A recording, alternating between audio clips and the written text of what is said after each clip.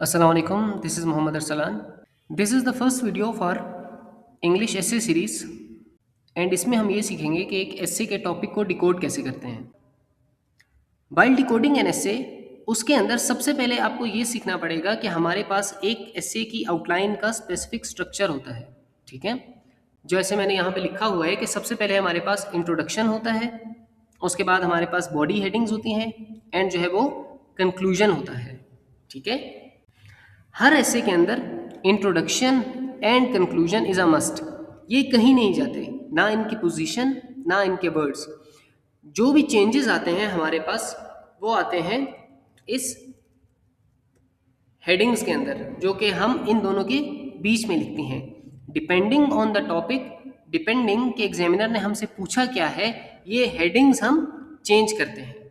ठीक है, नाउ ये जो हेडिंग्स होती हैं ये दो टाइप की होती हैं। एक हमारे पास होती हैं primary headings. Now primary headings are those headings जो कि आप अपने एस्से के टॉपिक को एक्सप्लेन करने के लिए, आप अपने थीसिस को, जो आपका स्टांस है उसको प्रूव करने के लिए लिखते हो। ठीक है, एंड उसके साथ जो हमारे पास सेकेंडरी हेडिंग्स होती हैं, ये हमारी वो हेडिंग्स होती हैं जो कि हमारी इन प्राइमरी हेडिंग्स को सपोर्ट करने के लिए होती हैं। ठीक है, उनका काम सिर्फ ये होता है इन हेडिंग्स का कि ये हमें सपोर्ट करें। ठीक है, सपोर्ट प्राइमरी आर्ग्यूमेंट्स। ठीक है, इनका और कोई काम नहीं होता। आगे जाके मैं आपको दिखाता भी हूँ कि एक एस्से के अंदर जो प्राइमरी हेडिंग्स है वो कैसे बनती हैं और सेकेंडरी हेडिंग्स कैसे होती हैं। लेकिन फिलहाल ये दो चीज़ों को माइंड में रख लें कि एक जो हमारे पास मेन हेडिंग्स होती हैं वो प्राइमरी कहलाती हैं, और जो उनको सपोर्ट करने के लिए हम दूसरी हेडिंग्स लिखते हैं वो हमारे पास सेकेंडरी हेडिंग्स होती हैं। अच्छा,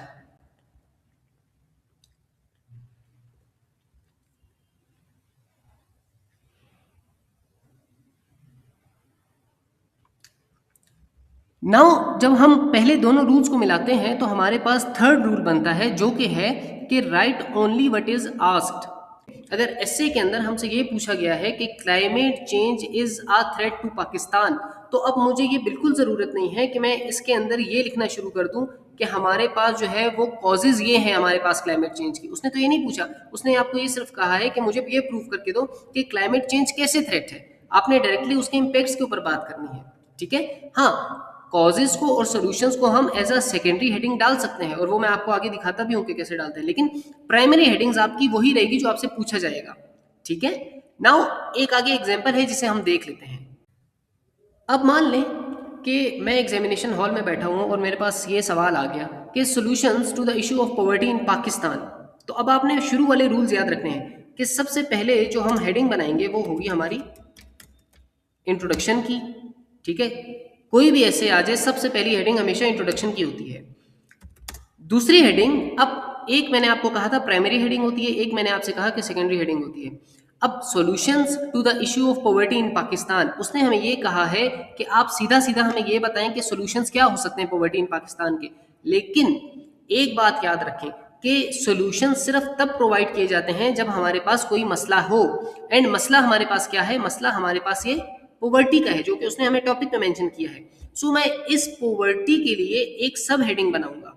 ठीक है, या मैं सेकेंडरी हेडिंग बनाऊंगा, और मैं ये करूंगा कि उस हेडिंग में ये इस्टेब्लिश करूंगा कि हाँ, पाकिस्तान इस वक्त पॉवर्टी के मसाइल से दो चार है। ठीक है, तो इसको हम ऐसे लिख लेंगे सिंपली कि पॉवर्टी इन पाकिस्तान। अब ये जो है ये है मेरी सेकेंडरी हेडिंग। ठीक है, ये मेरी प्राइमरी हेडिंग नहीं है, एंड इसीलिए इस एक हेडिंग के ऊपर मैं सिर्फ एक पैराग्राफ बनाऊंगा। अब हमारे पास आ जाएगी थर्ड हेडिंग, जो कि होगी हमारी प्राइमरी। अब प्राइमरी हेडिंग हमारे पास क्या थी कि solutions to the issue of poverty in Pakistan. अब ये मेरे पास है प्राइमरी हेडिंग, इसी के ऊपर मुझे एग्जामिनर ने मार्क्स देने हैं ऐसे लिखने के लिए। तो मैं क्या करूंगा, अब इसके ऊपर मैं सब हेडिंग्स बनाना शुरू कर दूंगा। फॉर इंस्टेंस हम लिख लेते हैं गुड गवर्नेंस, हमारे पास एक आ गया। Empowering local governance. ठीक है, तीसरे नंबर पे हमने ये लिख दिया कि एरेडिकेशन ऑफ अनएम्प्लॉयमेंट। ठीक है, चौथे नंबर पे हमने ये लिख दिया के प्रोविजन ऑफ एजुकेशन। अब ये बहुत बेसिक सी हेडिंग्स हैं, ठीक है। अब ये जो 4 हेडिंग्स मैंने सब हेडिंग्स लिखी हैं सॉल्यूशंस के लिए, वो इसलिए लिखी हैं क्योंकि ये मेरी प्राइमरी हेडिंग थी, एंड ये जो मेरी सेकेंडरी हेडिंग थी ये मेरी इस सॉल्यूशंस वाली हेडिंग को सिर्फ सपोर्ट कर रही है, ठीक है। I don't have to write the causes in detail, जैसे मैंने यहाँ पे अलग से हेडिंग्स दी हैं।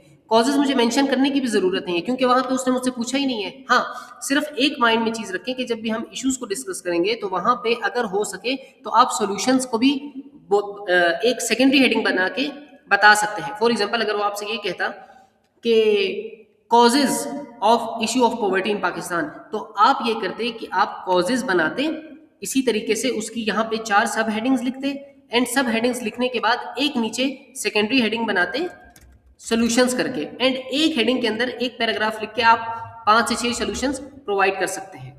अच्छा, अब हम ये करते हैं कि हमने जो चीज़ सीखी है हम उसे अप्लाई कर लेते हैं, ठीक है। हम देखते हैं कि हमने जो चीज़ की है वो ठीक भी है या नहीं। अब ये हमारे CSS के टॉपर्स हैं, जिनमें से एक हैं आदिल रियाज गोंदल साहब, ठीक है।